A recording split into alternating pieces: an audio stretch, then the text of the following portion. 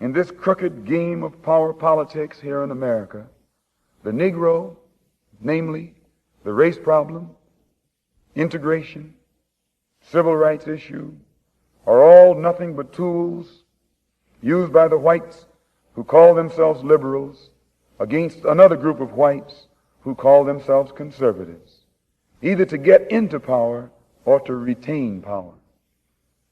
Among whites here in America, the political teams are no longer divided into Democrats and Republicans.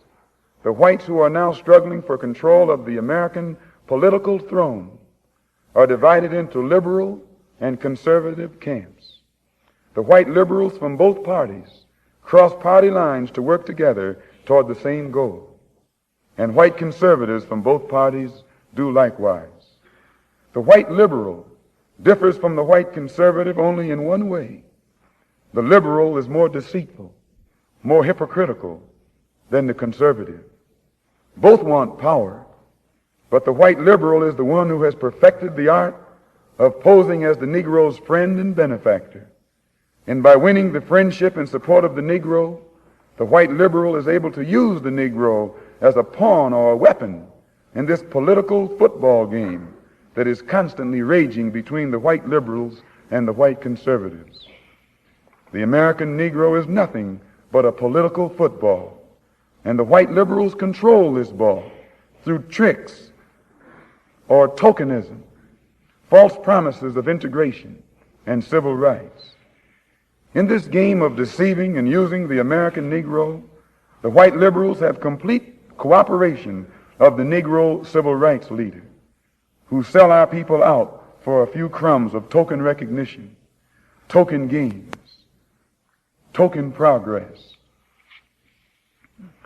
In the New York Tribune, in an editorial dated February the 5th, 1960, they pointed out that out of 11 million qualified Negro voters, only 2,700,000 actually take time to vote.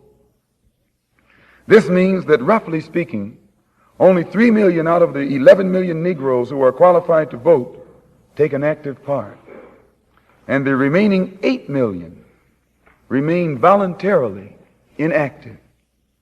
And yet it is this small minority, the 3 million Negro voters, who help determine who will be the next president.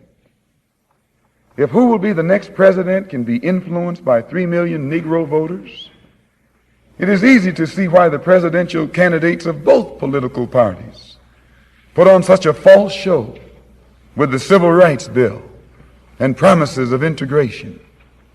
They must impress the 3 million voting Negroes who are the actual integration seekers.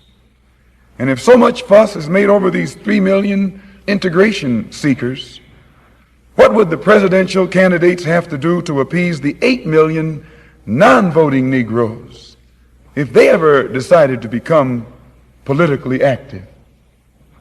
They hold the balance of power. Who are the 8 million non-voting Negroes?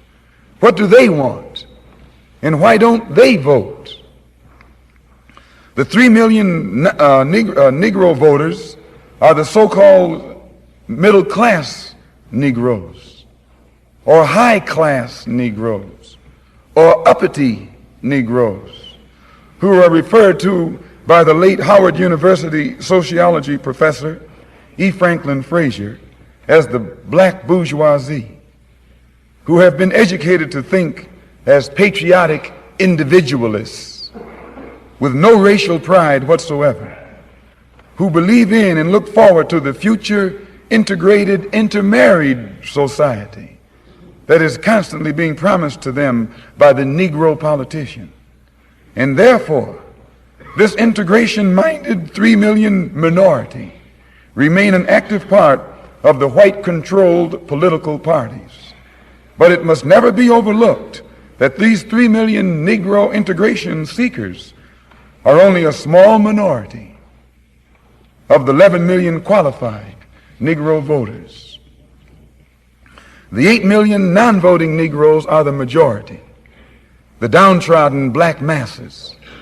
They have refused to vote.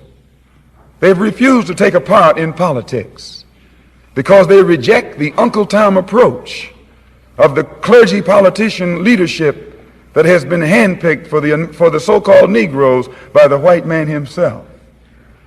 This clergy politician leadership does not speak for the Negro majority. They don't speak for the black masses. They speak for the black bourgeoisie, the brainwashed, white-minded, middle-class minority, who, because they are ashamed of their race, because they are ashamed of being black and don't want to be identified with black, they are seeking to lose this black identity by mixing and mingling and intermarrying and integrating with the white society. The race problem cannot be solved by listening to the white-minded, brainwashed minority. The white man must try to learn what the black majority wants.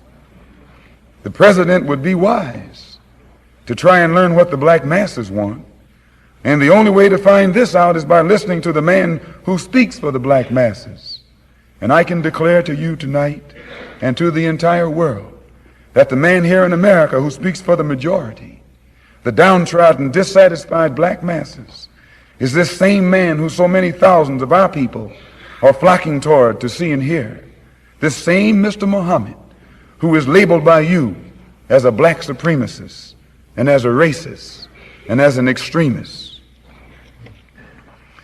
If the 3 million middle-class Negroes are casting their ballots for integration and intermarriage, what do the non-voting black masses who are in the majority want? Find out what the black masses want, and then perhaps America's grave race problem can be solved.